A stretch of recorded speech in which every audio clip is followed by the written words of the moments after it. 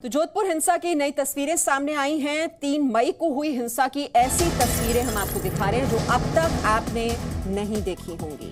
ये तस्वीरें जोधपुर के सुनार मोहल्ले की सीसीटीवी फुटेज में पत्थरबाजी की तस्वीरें रिकॉर्ड हो गई हैं। किस तरह से कुछ उपद्रवी हाथ में तलवार और डंडे लिए हुए दौड़ रहे हैं वो आपको इन तस्वीरों में दिखाई देगा। तो जोधपुर में ये हिंसा जो हुई और उसी के ये ताजा सबूत, ये आप सीसीटीवी तस्वीरें देख रहे हैं जिसमें उपद्रवी आपको हाथ में डंडे लिए हुए नजर आएंगे। ये तस्वीरें सीसीटीवी में रिकॉर्ड हो गई। किस तरह से पत्थरबाजी की गई, उपद्रवी हाथ में तलवार और डंडे लेकर दौड़ रहे हैं इस मोहल्ले में, इन गलियों में। देखिए तस्वीरें।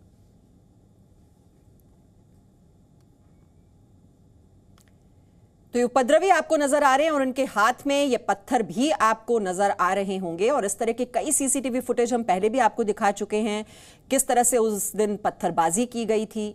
जो उपद्रवी थे एक तरह से उनको खुली छूट मिल गई थी। पुलिस की भूमिका को लेकर भी लगातार सवाल खड़े होते रहे हैं कि पुलिस उस दिन मूक दर्शक बनी रही। शुरुआत में जरूर कुछ हमलावरों के खिलाफ कार्रवाई करती हुई नजर आई थी, लेकिन बाद में जैसे उनके हाथ बंधे हुए हैं तो पुलिस के रोल को लेकर भी सवाल उठते रहे हैं। जोधपुर हिंसा के मामले में आरोपियों की गिरफ्तारी भी हुई है, लेकिन ये नई नई तस्वीरें सामने आ रही हैं कि उस दिन कैसे ये उपद्रवी पत्थरबाजी करते रहे। कई वाहनों को क्षतिग्रस्त किया गया, कई घरों पर पत्थरबाजी की गई, दुकानों पर पत्थरबाजी की गई। ये तस्वीरें सीसीटीवी में रिकॉर्ड हो गई जो अब धीरे धीरे अब सामने आ रही हैं। तो जोधपुर हिंसा का ये नया वीडियो सामने आया है और इससे पहले भी कई तस्वीरें इन्हें देखकर आपको जरूर याद होगा। ये तस्वीरें पहले भी हमने आपको दिखाई हैं। जो उपद्रवी हैं किस तरह से पत्थरबाजी कर रहे थे और पुलिस की भूमिका को लेकर सवाल उठे कि पुलिस मूक दर्शक बनी रही, हमलावरों के खिलाफ कोई कार्रवाई उस दिन नहीं की गई। तो ये हैं ताजा सबूत जोधपुर में जो हिंसा हुई 3 मई को। तो अलग अलग कैमरों के जरिए ये तस्वीरें आप देख रहे हैं। गली में उपद्रवी किस तरह से दौड़ रहे थे, हाथ में तलवारें थी और पत्थर बरसाए जा रहे थे।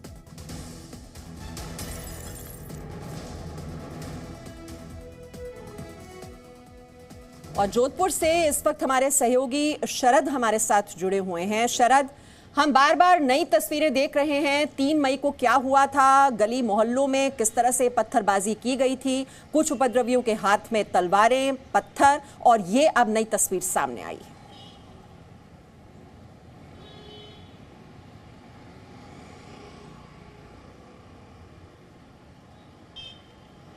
शरद, मेरी आवाज आप तक पहुंच पा रही है? पेज कर दें शरद, मेरी आवाज आप तक पहुंच पा रही है? हम वो तस्वीरें दिखा रहे हैं, वो सीसीटीवी फुटेज जिसमें उपद्रवी नजर आ रहे हैं और इस तरह की पहले भी कई सीसीटीवी फुटेज हम दर्शकों तक पहुंचा चुके हैं। 3 मई को क्या हुआ था और अब ये नई तस्वीरें सामने आई हैं जिसमें उपद्रवी एक बार फिर से हाथ में तलवार और पत्थर लिए हुए दौड़ते हुए नजर आ रहे हैं।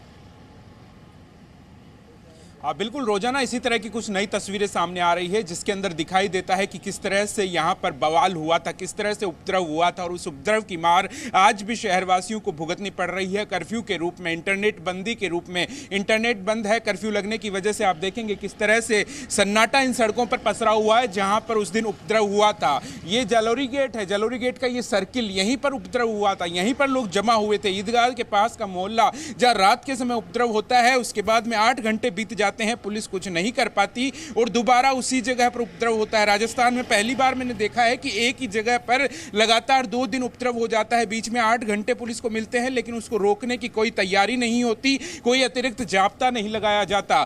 तब जाकर के जब ईद की नमाज अगले दिन पढ़ी जाती है, उस समय जब लोग इकट्ठे होते हैं तो फिर से दोबारा उपद्रव देखने को मिलता है। जब नमाज के बाद लोग घर लौटते हैं उस समय उपद्रव करते हुए चारों तरफ, गाड़ियों के शीशे तोड़ते हुए, यहाँ पर जो ATM है उसमें तोड़फोड़ करते हुए, मकानों को तोड़ा गया, दुकानों को तोड़ा गया, इस तरह का उपद्रव मचाया गया। यहां तक कि चाकू हाथ में लेके जो बाइक सवार जा रहे थे उनके पीछे चाकू तक डाल दिया गया, जो अस्पताल में बाद में भर्ती करवाए गए। जब पुलिस ने रोका उन पर पथराव किया गया, 6 से 7 पुलिसकर्मी घायल हो गए। तो आप देखिए किस तरह से यहां उपद्रव की घटना सामने आई, जिसके बाद में आज 5वां दिन है, कर्फ्यू लगा हुआ है, लोग घरों से बाहर नहीं निकल पा रहे, लोग घरों में कैद हो गए हैं। जो लोग निर्दोष हैं, जिनका इससे कोई लेना लेना देना नहीं है, वो भी इसकी सजा भुगतते हुए यहाँ जोधपुर में नजर आ रहे हैं। अब पुलिस की ओर से, प्रशासन की ओर से प्रयास किए जा रहे हैं, पॉलिटिकल पार्टीज लगातार यहाँ पर आ रही है। बीजेपी के जो नेता है वो यहाँ पर पहुंचे थे, जिन्होंने आरोप लगाया कि राजस्थान के अंदर जो कांग्रेस की सरकार है जानबूझकर इस तरह के कृत्य करवा रही है, दृष्टिपूर्ण यहाँ पर राजनीति करती हुई नजर आ रही है। इसकी पटकथा तो आरोप लगाते हैं कि जब सालासर के अंदर राम दरबार का जो गेट गिराया गया था, उसी दौरान कहा जा सकता है कि इसकी पटकथा लिख दी गई थी और उसके बाद में करौली के अंदर बवाल हुआ, जोधपुर के अंदर बवाल हुआ और उसके बाद में भीलवाड़ा में भी इसी तरह की स्थितियां देखी गई। यानी कि राजस्थान पूरा जल रहा है इन इस तरह की सांप्रदायिक सौहार्द बिगड़ने के कारण। जोधपुर की जो ये घटना हुई है, इसको लेकर के अब राजस्थान पुलिस की ओर से एक एसआईटी का भी गठन कर दिया गया है, जिसमें 6 आला अधिकारी पुलिस के शामिल किए गए हैं, जो इस पूरे घटनाक्रम की अब जांच करेंगे। ये देखेंगे कहीं इसके अंदर कोई षड्यंत्र तो नहीं था, कहीं जानबूझकर ये प्लान्ड वे में तो इस तरह के ये यहाँ पर जो बवाल किए गए हैं, जो इस तरह की चीजें हुई है, वो जानबूझकर तो नहीं करवाई गई है। Presenting B News app available on Google Play and App Store. Download it now.